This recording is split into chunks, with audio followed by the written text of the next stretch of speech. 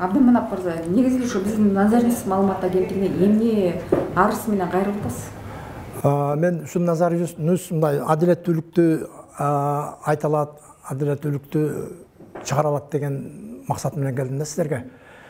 Мен келгеним себеби Баткен обласы мындай Кокон хандыгын түптөп алганда, ал жерде Актурпак айыл өкмөтүнүн башчысы Алчыбай Төралиев деген айыл өкмөтүнүн башчысы, иниси кеңештин төрагасы, дагы бир иниси Кадам жеринин акими.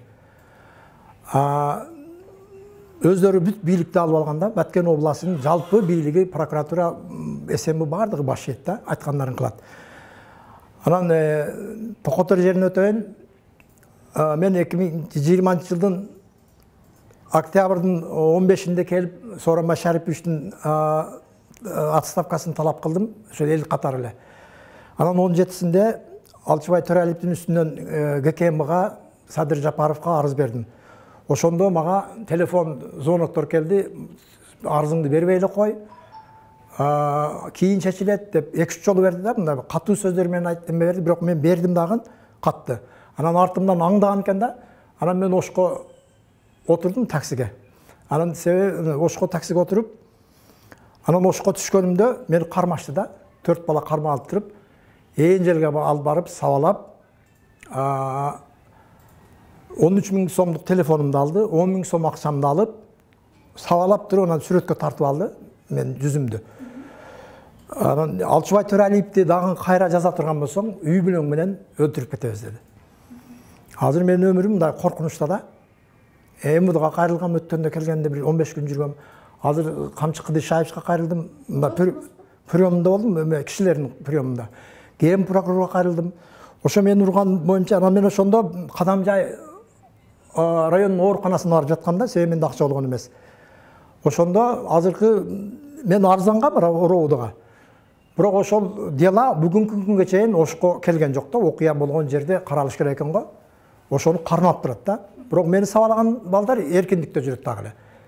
Санжар Эргешев деген, мен суроолоп эме кылсам, Санжар Эргешев сабалаган экен мени.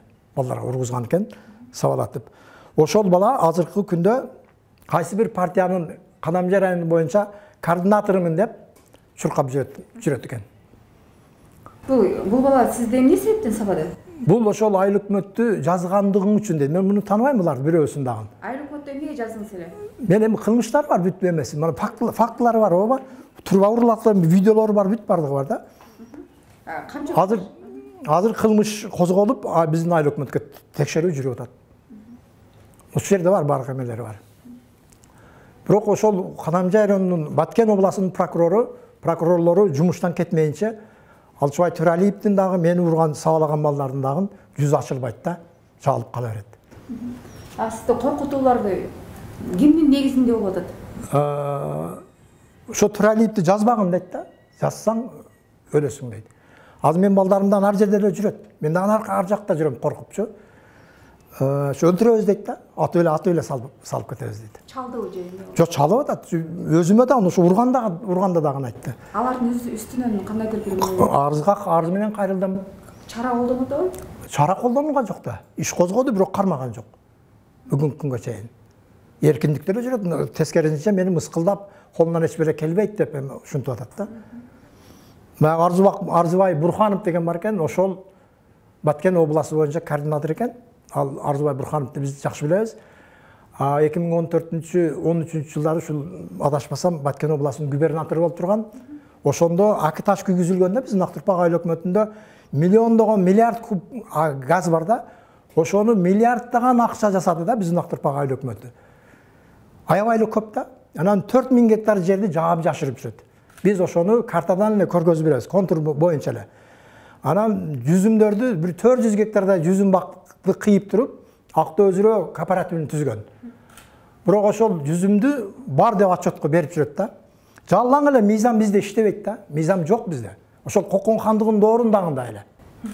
Учурдан пайдаланып кимге, кайсы бийлик өкүлдөрүнө кайрылуу жасай аласыз?